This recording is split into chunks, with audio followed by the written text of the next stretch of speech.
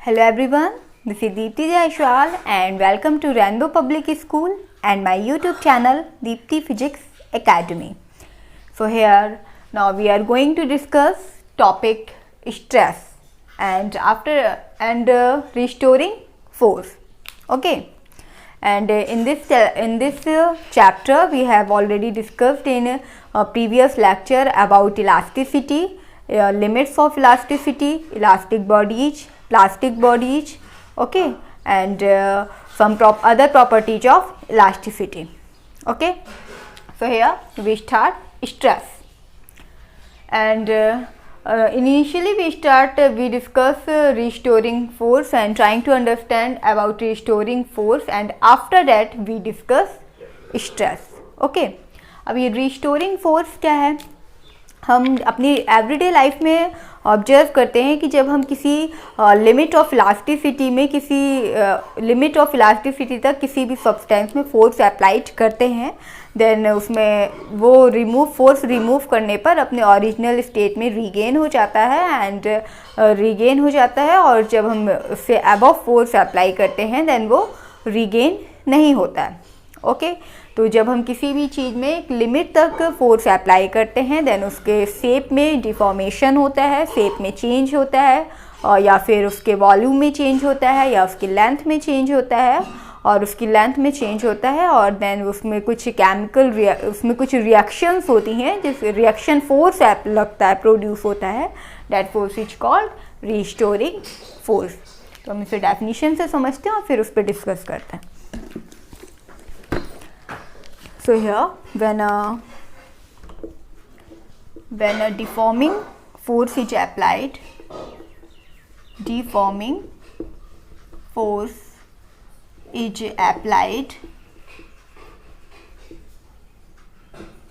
तो ये deforming force, इसे भी हम प्रीवियस लेक्चर में डिस्कस कर चुके हैं. डिफॉर्मिंग फोर्स क्या है? Applied on a body with in the elastic limit, within the elastic limit. Okay, तो ये डिफॉर्मिंग फोर्स हम डिस्कस कर चुके हैं प्रीवियस वीडियो में. इलास्टिक लिमिट्स क्या है ये भी हम प्रीवियस वीडियो में डिस्कस कर चुके हैं. Elastic limit either the length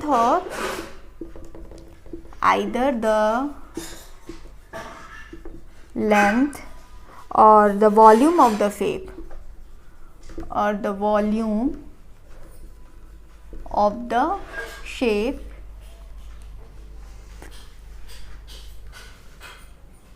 of the body change. Okay, तो हम यहाँ क्या देख रहे हैं? When a deforming force is applied on a body, जैसे ही हम किसी बॉडी में डिफॉर्मिंग फोर्स अप्लाइड करते हैं within the elastic limits के अंदर तक, then within the elastic limits, then means ये जो इलास्टिक की लिमिट है, इलास्टिसिटी की लिमिट है, उसके पहले तक हम डिफॉर्मिंग फोर्स अप्लाई करते हैं. देन आइदर द लेंथ और the volume of the shape of the body change, then उसके लेंथ या वॉल्यूम में, शेप में कुछ चेंज होता है. And due to property of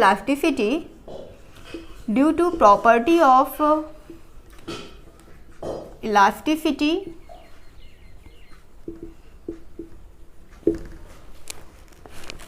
an internal reaction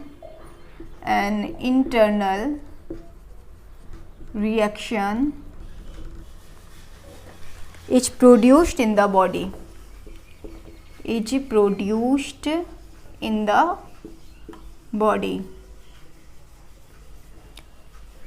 which oppose the changes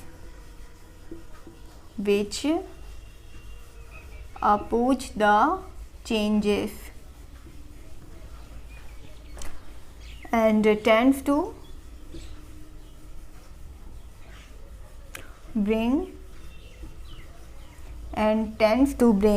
the body to its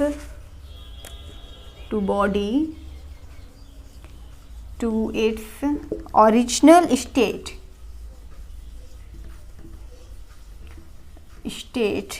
This force is called the restoring force.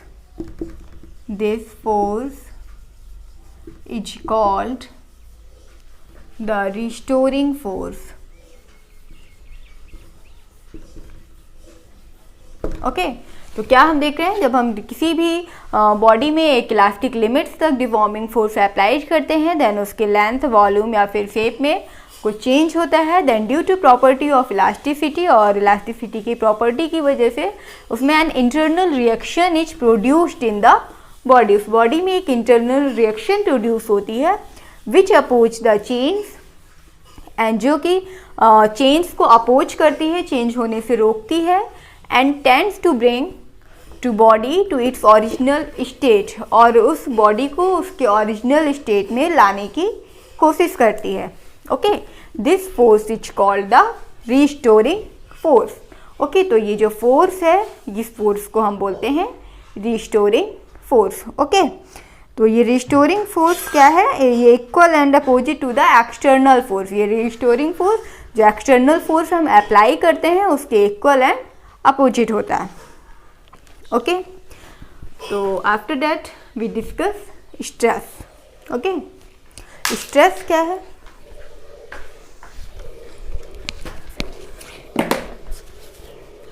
Next is a stress. Okay, अब ये stress क्या है? So according to definition, the restoring force,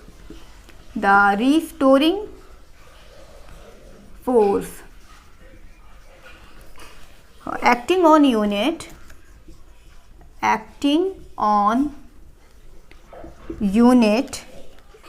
area of cross section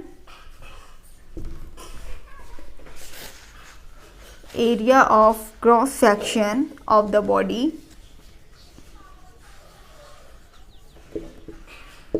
is called the stress.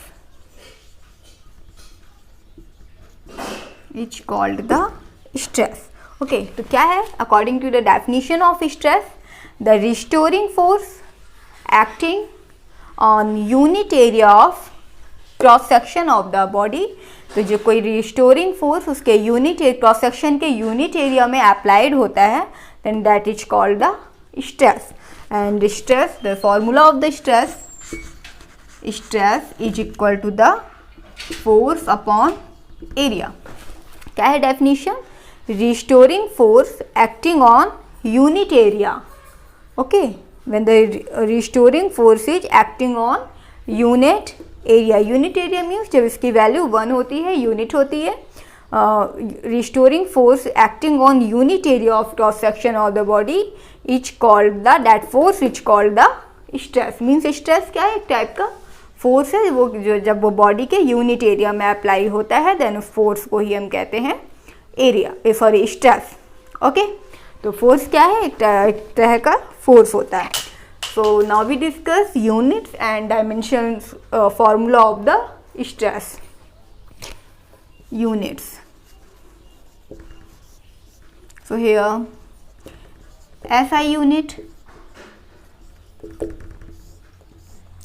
SI unit of stress क्या होगी? यहाँ पे stress की unit, यहाँ पे फोर्स अपॉन एरिया है, means SI unit of force is equal to the newton, and SI unit of area is equal to the area meter square. Okay, meter square. So here we write SI unit of stress is equal to Newton on meter square, then Newton m minus 2.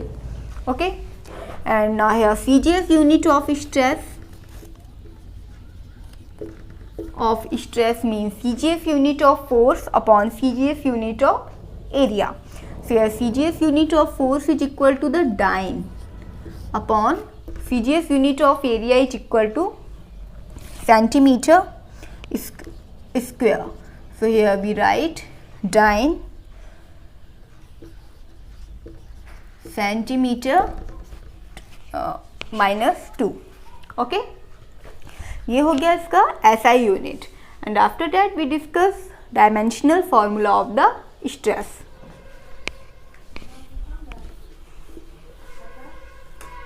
तो हमें याद रखना है stress क्या है। Stress एक type का force है जो कि यूनिट एरिया में जब यूनिट एरिया में फोर्स रिस्टोरिंग फोर्स अप्लाई करते हैं that is equal to the stress. तो stress is a type of the force.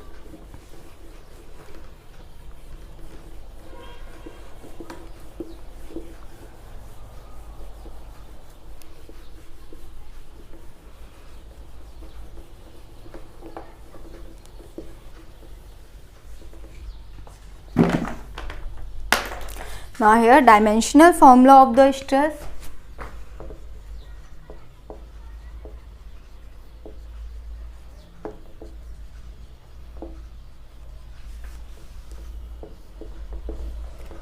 Of the stress. Okay. So here अब हमने स्ट्रेस का फॉर्मूला पढ़ा हुआ है। Stress is equal to the force upon area. So here कैसे find करेंगे? Dimensional formula of force upon dimensional formula of area, dimensional formula of stress. Okay, तो अब डायमेंशनल फॉर्मूला ऑफ फोर्स क्या होता है? MLT minus 2, MLT minus 2। Okay, and dimensional formula of area is equal to the L square, then we write here ML and L are cancelled, then here L minus 1 T minus 2 is the dimensional formula of the stress. Okay, तो इस तरह से हम find करते हैं stress as a unit and dimensional formula. Okay, now after that, now we discuss kinds of stress. There are 3 kinds of stress. Okay,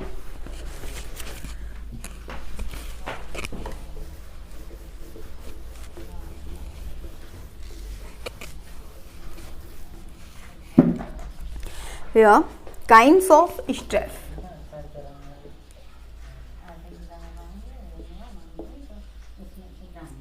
Kinds of stress. Okay, so here the stress is the following 3 kinds. First is a 3 kinds.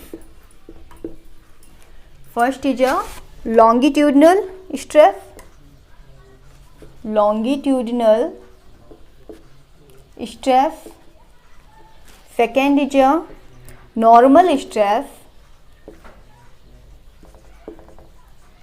And third is a shearing stress. Okay, so there are 3 kinds. First is a longitudinal stress.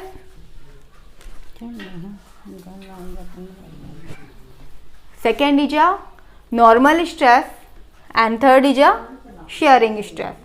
Okay, so first we discuss longitudinal stress. अभी longitudinal stress क्या है, definition समझने के पहले हम इसे समझते हैं. अभी हमने लॉन्गिट्यूडनल स्ट्रेस क्या है, स्ट्रेस में हमने पढ़ा है फोर्स अपॉन एरिया. ओके, हम फोर्स डिफॉर्मिंग फोर्स अप्लाई करते हैं एंड जितना हम एक यूनिट एरिया में फोर्स अप्लाई करते हैं दैट इज ए स्ट्रेस. तो यहाँ लॉन्गिट्यूडनल स्ट्रेस में क्या है कि हम किसी भी ऑब्जेक्ट में एक फोर्स अप्लाई करते हैं किस डायरेक्शन में, along the length of the substance. जब हम किसी सब्सटेंस की लेंथ के अलोंग फोर्स अप्लाई करते हैं देन उसमें जो फोर्स लगेगा that is a longitudinal stress. Okay, जब हम किसी ऑब्जेक्ट की लेंथ में फोर्स, लेंथ के अलोंग फोर्स अप्लाइड करेंगे देन उसमें लेंथ की डायरेक्शन में फोर्स अप्लाइड होगा और उसकी जो चेंज होगा उसमें वो किस में होगा, उसकी लेंथ में चेंज होगा, and that is a longitudinal stress. Normal stress क्या है, जब हम when the external force is applied normal to the surface of the body, जब हम किसी बॉडी के नॉर्मल में मीन्स उसके परपेंडिकुलर फोर्स अप्लाई करते हैं एंड और उसमें क्या क्या चेंजेज होती है, volume of the body change और उसके वॉल्यूम में चेंज होता है, then that is a normal stress. Okay, and shearing stress क्या है, इसमें हम क्या करते हैं किसी भी क्रॉस सेक्शन के टेंजेंशियल हम फोर्स अप्लाई करते हैं एंड उसमें चेंज किस तरह से होता है. अगर कोई एक मीन्स एक क्यूब है, ओके, तो अगर हम एक क्यूब जिसमें हम फोर्स अप्लाई कर रहे हैं, दो फेसेस उसके जो फ्रंट में फेसेस हैं and face opposite to the in which force is applied is kept shape of the body change. Okay, means अगर एक क्यूब है, जैसे ये क्यूब है और इसमें हम ये क्यूब है, इसमें हम फोर्स अप्लाई कर रहे हैं, तो जैसे ये सरफेस इस पे हम फोर्स अप्लाई कर रहे हैं, तो इसकी जो फ्रंट है उसको फ्रंट फेसेस है उसको हम क्या कर देते हैं, फिक्स्ड कर देते हैं, और इस तरह से इसमें जो भी चेंज होता है that is a shearing stress. तो इसको हम डेफिनेशन से समझते हैं। When the external force when the external force is applied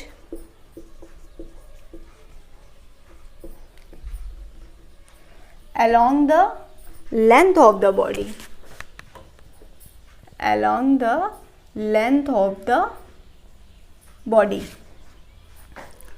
so that there is only the, so that there is only the change in length of the body, length of the body। Okay, means हम क्या करते हैं, when the external force is applied along the length of the body, जब हम किसी body की length के along external force applied करते हैं, so that there is only the change in length of the body, then उसकी body की only length में ही चेंज होता है। Okay, that is a type of longitudinal stress. Okay, now second is the normal stress. So when the external force is, when the external force is applied normal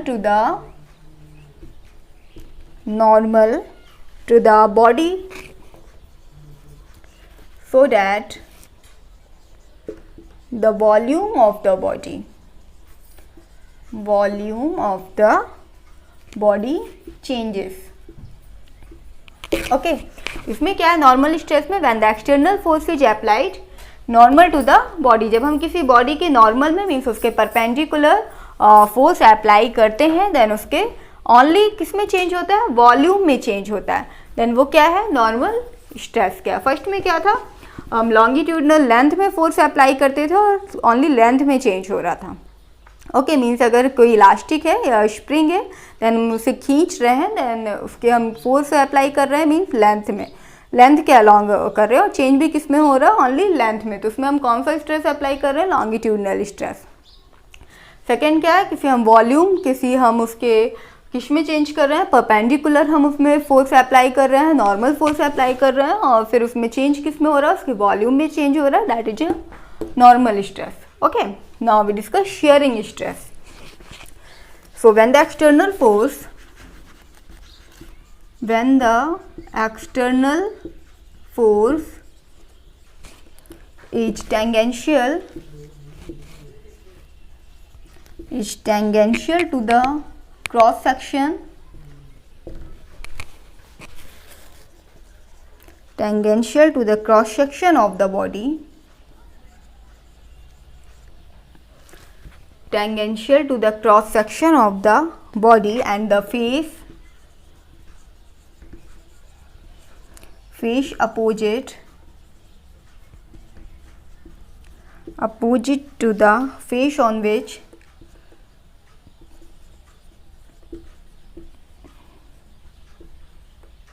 force is applied,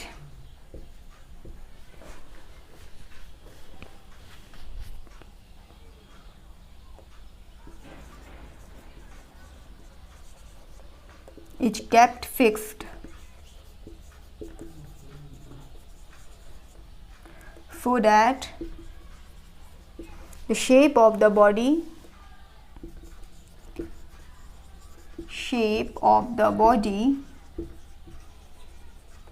changes। Means यहाँ पे क्या कर रहे हैं हम, when the external force is tangential to the cross section of the body, हम किसी body के क्रॉस सेक्शन के टेंजेंशियल उसमें फोर्स अप्लाई करते हैं। टेंजेंशियल फोर्स अप्लाई करते हैं मीन्स एक जैसे एक क्यूबॉइड है, सॉरी क्यूबॉइड है ये, इस पर हम कैसे टेंजेंशियल इस तरीके से फोर्स अप्लाई करते हैं, ये इसके टेंजेंशियल फोर्स अप्लाई करते हैं। And the face opposite to the face on which force is applied, और जिस भी फेस में फोर्स अप्लाइड हो रहा है इच कैप उसका जो अपोजिट फेस है etch kept fixed so that the shape of the body change, और जिस फेस में हम फोर्स अप्लाइड करते हैं उसका अपोजिट फेस क्या है, फिक्स्ड कर देते हैं, और फिर हम फोर्स अप्लाई करते हैं उसके टेंजेंशियल, तो जो भी चेंज होता है that is a sharing change, sharing stress. इसको हम एक डायग्राम से समझते हैं शेयरिंग स्ट्रेस को क्या है। जैसे कि एक क्यूबॉइड है, मीन्स अगर इस तरह से हम देखें कि एक ये क्यूबॉइड क्यूब है,